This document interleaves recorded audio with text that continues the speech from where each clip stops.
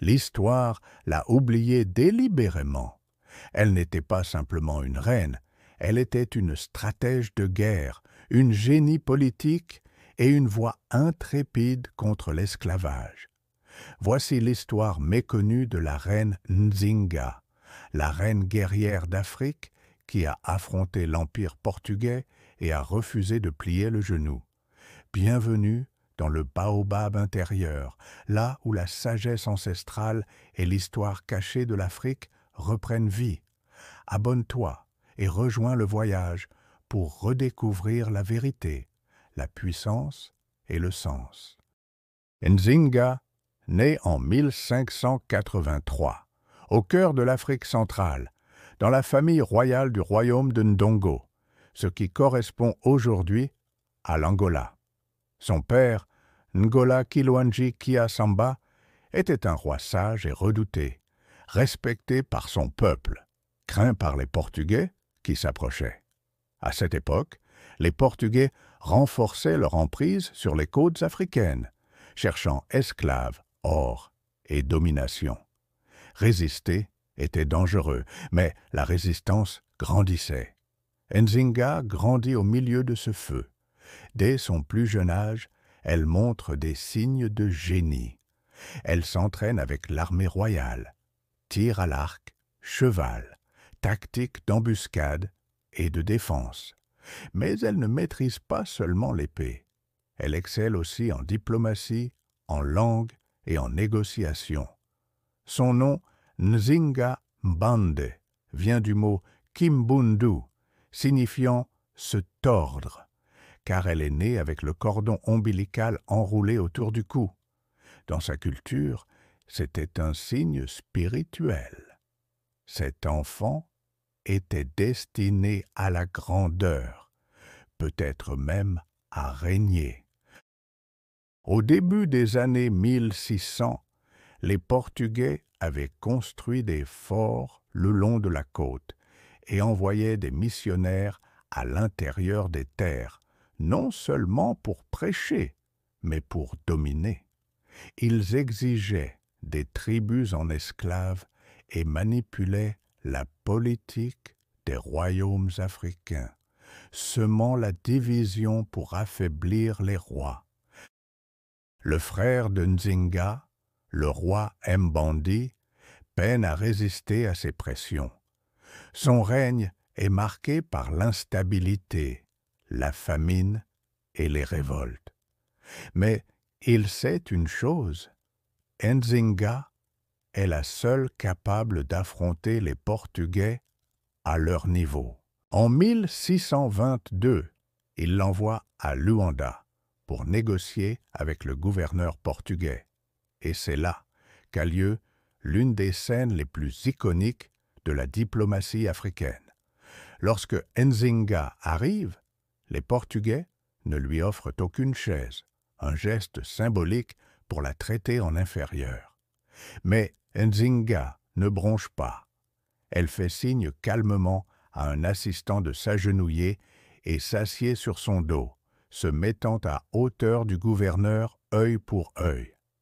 Ce n'était pas juste un geste dramatique, c'était un message. Je suis ton égal, je ne m'agenouillerai pas devant ton empire. Ce jour-là, Nzinga négocie la fin des hostilités, la reconnaissance de son frère comme roi et le retrait des troupes portugaises. Une victoire diplomatique majeure, mais de courte durée.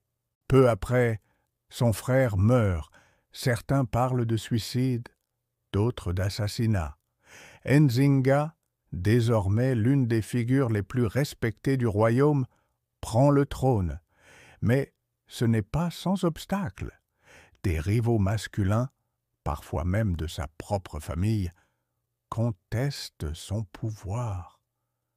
Beaucoup pensent qu'une femme ne peut pas régner seule. Nzinga répond par l'action.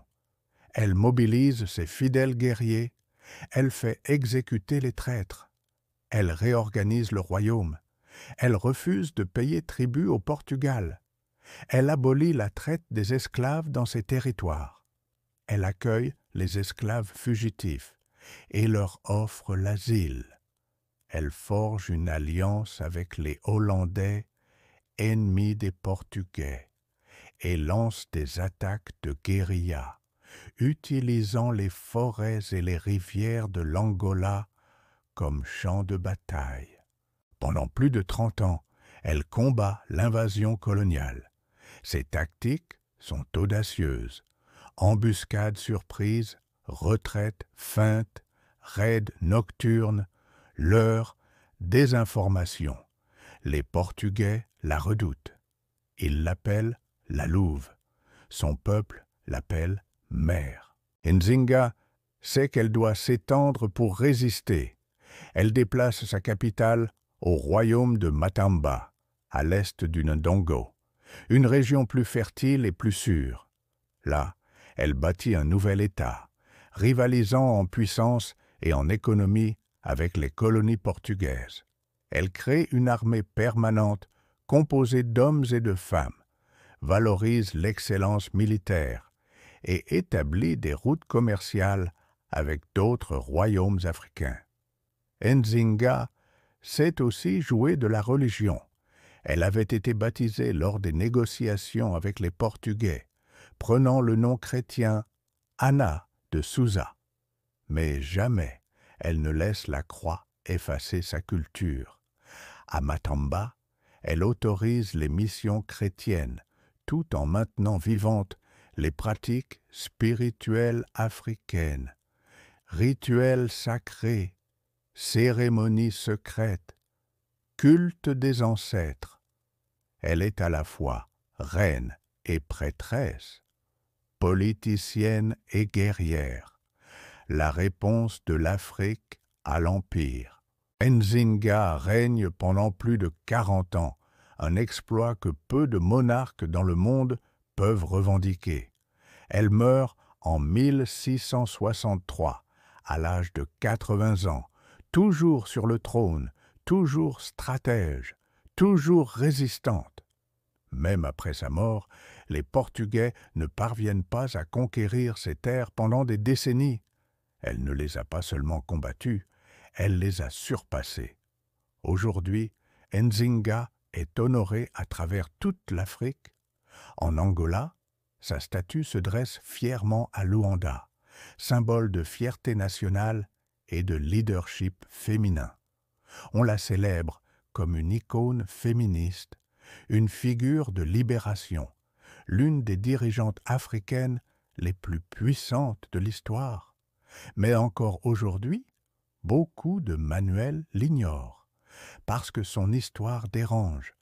Elle montre que les Africains n'ont pas toujours été des victimes passives, que les femmes n'étaient pas toujours en retrait, que la puissance, la stratégie et la résistance font partie intégrante de l'héritage africain.